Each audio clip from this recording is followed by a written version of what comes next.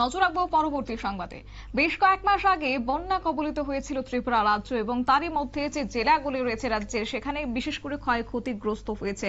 এবং তারপর যেখানে এই বন্যার ফলে উদয়পুর জামজুরির সমরেশ বর্ধন নামে এক ব্যক্তি বন্যার সময় বাড়ি ফিরতে গিয়ে তিনি প্রাণ হারিয়েছেন। এবং আজ ওনার বাড়িতে গিয়ে রাজ্য সরকারের প্রদত্ত 4 লাখ টাকার চেক পরিবারের হাতে তুলে দিয়েছে রাজ্যের অর্থমন্ত্রী প্রণজিৎ সিংহ রায়। এবং সাথে উপস্থিত ছিলেন আজকে উদয়পুর মহকুমা শাসক সহ আরো অন্যান্যরা। আজকের এই বিষয়কে কেন্দ্র করে রাজ্যের অর্থমন্ত্রী প্রণজিৎ সিংহ রায়ের কি বক্তব্য রয়েছে, শুনুন। জামজুরি পঞ্চায়েতে স্বর্গীয় সমরেশ বর্ধনের বাড়িতে আছি।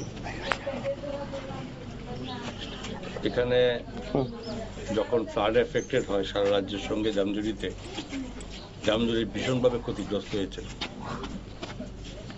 প্রায় অলমোস্ট কিছু বাদ দিলে পরে সমস্ত পরিবারই এর সঙ্গে ক্ষতির সঙ্গে যুক্ত ছিল।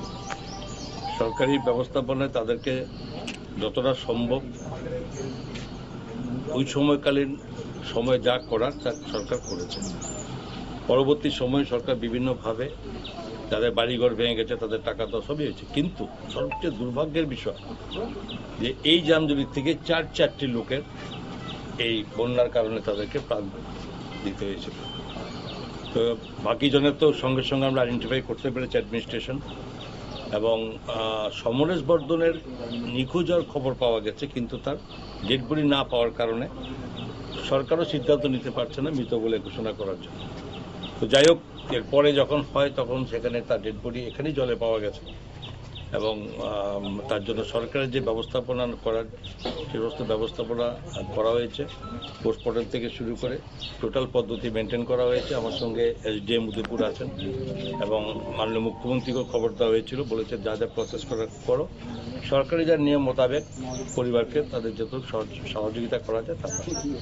আজকে এখানে আসা এবং সেখানেই সরকারের পক্ষ থেকে এই পরিবারের হাতে 4 লক্ষ টাকা তাদের স্যাংশন লেটার দিয়ে দেওয়া হয়েছে। ব্যাংকে অটোমেটিকই চলে আসবে, এবং দুটো মেয়ে আছে, একটা ক্লাস 10-এ পড়ে, একটা আরও ছোটো ক্লাসে পড়ে, এবং এদের যাতে পড়াশোনা কোথাও বন্ধ না হয় তার জন্য অন্তত এইটা সুযোগ তাদেরকে দেওয়া হবে। বাড়িতে বৃদ্ধ মা আছে, অন্যান্যরা আছে, সবাই খুব ভালো। গ্রাম পঞ্চায়েত থেকে এখানকার আমাদের পঞ্চায়েতের বডিও সেখানে মৃত সমরেশ বর্ধনের স্ত্রীকে সাময়িক কিছু কাজের সঙ্গে যুক্ত করে দেওয়া হয়েছে। আরও কিছু করা যায় কিনা ব্যবস্থা করা হবে।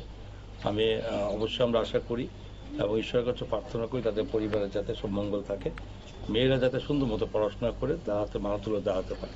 যেটা হয়ে গেছে এটা কেউ হওয়ার নেওয়ার ব্যাপার নেই, তবে এটাই আশা করবো। এবং গ্রামের মানুষ সবাই তৈরি, সমস্ত যা মানুষ আছে এখানে পঞ্চায়েত থেকে শুরু করে সকলে তাদের পাশে আছে।